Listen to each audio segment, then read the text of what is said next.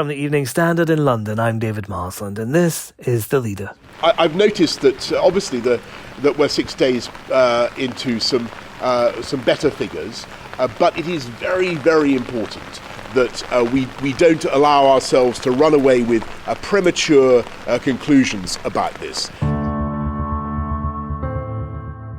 Boris Johnson interviewed under an umbrella there. Wasn't so much raining on everyone's parade as the COVID figures continue to fall, but he's certainly not encouraging talk that the pandemic might be coming to an end.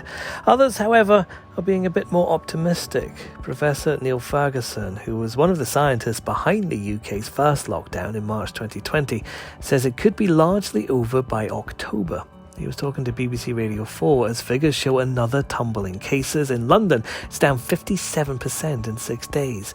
But can we really start to see light at the end of this very long tunnel? Our political editor Nicholas Cecil is with me now. Nicholas, what exactly did Professor Ferguson say?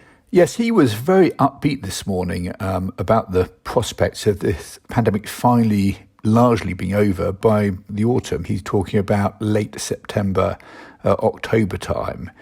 And he says that the fundamental game changer in this is the vaccine. In the UK, there are now 30 million people who have been double jabbed. And he says that has fundamentally changed the equation. But the Prime Minister, as we've heard, Nicholas, isn't so bullish in suggesting that this might be coming to an end relatively soon.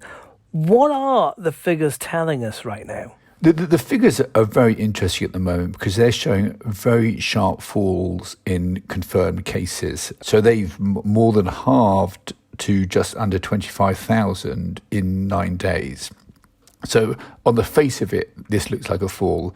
Professor Ferguson is saying cases are plateauing at the moment, which is quite different. And the reason for that, or several reasons for that, is that a lot of these falls could be due to fewer people being tested. For example, schools are broken up now, so the testing regime where hundreds of thousands of pupils were using lateral flow tests are no longer happening. A number of people have gone on holiday as well, so they may be less keen to do tests while they're on holidays. And also there's anecdotal evidence. People are getting all a bit fed up with the pandemic and are disengaging from the whole system. So has this third wave that everyone's been warning is coming actually already happened? It's possible that the third wave has peaked, because certainly the cases are coming down at the moment. Certainly the confirmed cases are. But last Monday, the government scrapped the lockdown laws, so that there were no legal restrictions anymore. And all the experts are now expecting that cases will rise. So we may have had one peak, and we may see another peak shortly. And certainly, obviously, there are lots of young people going to nightclubs and socialising far more. And it's all to do with how much contact people have, the degree to which the disease spreads. And Professor Ferguson was this morning making very clear that even now, even though a lot more people are relaxed about going out and meeting people, we are still significantly below the contact rates that we had before the pandemic hit Britain. It's interesting what's happening in Scotland as well, isn't it, Nicholas? And not just because I'm Scottish, but their schools broke up a little bit earlier than England's, and yet COVID rates are still going down. So I know that scientists are looking at that and wondering maybe that's another sign that this pandemic is coming to an end. Yes, that's encouraging. And there are two other interesting facts from Scotland. One is the fact that hospitalisations are going down now as well. So in England, health chiefs will be watching very carefully to see if that happens in England as well. You'd expect that to happen.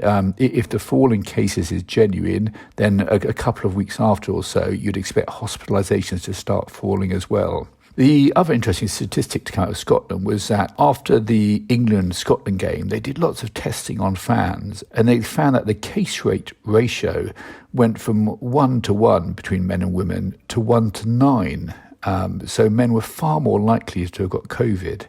And health chiefs in Scotland say this isn't really due to loads of Scottish fans celebrating, cheering on their team at Wembley. This is more to do with people, these fans travelling down from Scotland in trains, on buses and meeting indoors in other places. So the disease spreads indoors far more than outdoors. So is that it done Nicholas, can we look forward and say October, that's the time that we can say this pandemic is over? We can look forward with hope. Professor Ferguson and the Home Office Minister Kit Malthouse were both this morning still urging caution. The government still wants to get several million more people vaccinated, particularly young adults, basically to build up the barriers against this vaccine. And the spread of the disease is very much dependent on human behaviour.